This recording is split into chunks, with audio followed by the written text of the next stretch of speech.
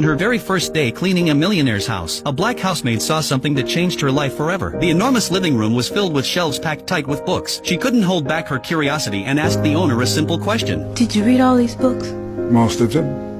Why? His answer made her realize something powerful. Knowledge could truly change a person's destiny. That night, when she got home, she turned off the television. She sat down and made a learning plan for her children. She told them they had to finish 2 books every week, and on weekends they needed to write a report about what they had read. If you use that time to develop your God-given gifts, wouldn't be long before folks was watching you on TV. Those words sank deep into her son's heart. From then on, a boy named Carson studied late into the night. But even with all his effort, he was still at the bottom of the class. When his teacher asked how many questions he had answered correctly on the exam, he whispered, "None." The classroom erupted with laughter. Carson lowered his head in shame. Every day after school, he avoided his classmates so he wouldn't face their stares. But the teasing never stopped. Finally, he lost his temper and got into a fight. He was sent to the principal's office. When the principal demanded an explanation, Carson said it was an accident, but no one believed him. The principal pulled out his report card and handed it to his mother. It was filled with nothing but D's and F's. He warned her that if things didn't change soon, the school would have no choice but to expel him. On the way home, Carson was overwhelmed with guilt. He promised his mother he would never fight again, but when it came to grades, he wasn't so sure. He had already tried his hardest, and maybe his classmates were right. Maybe he really was dumb, but his mother looked him in the eyes and said firmly, "You're not dumb, my son. You are smart. You just haven't used your intelligence yet. But if you keep these grades, you'll spend your whole life scrubbing floors in a factory." Her words shook Carson to the core. He vowed to change, to prove himself to his mother. Yet no matter how hard he worked, his grades didn't improve. Then one day, his mother noticed something strange about the way he read. She soon discovered the truth. Carson was severely nearsighted. She didn't hesitate. She broke open her savings and bought him his first pair of glasses. For the first time, the words on the board came into focus. For the first time, his eyes locked onto the pages of his books. Slowly, his grades began to rise. The day he finally passed an exam, his mother's joy was beyond words. From that moment on, Carson started to love learning. He read late into the night at the library. He read in his dimly lit bedroom. He even read in the bathroom at home. Anywhere he could, he studied. Soon, his grades improved dramatically. When he brought home his very first A, he rushed home after school, eager to share the joy with his mother. But she told him calmly, "If others can do it, you can too, and you can do even better." Those words became his driving force. Carson pushed himself harder than ever. The first time he stood at the front of the class to be praised by his teacher, he felt something he had never experienced before. It lit a fire inside him. As time passed, his hunger for knowledge only grew. He became fascinated with everything, even a simple pebble on the ground. His curiosity drove him to read every book he could find about rocks. That curiosity paid off one day in science class. The teacher held up a black stone and asked if anyone knew what it was. The room was silent. Then Carson raised his hand. "It's obsidian," he said, and went on to explain how it formed. His explanation was so detailed that even the teacher learned something new. From that day on, his classmates saw him differently. After class, the teacher showed him a microscope.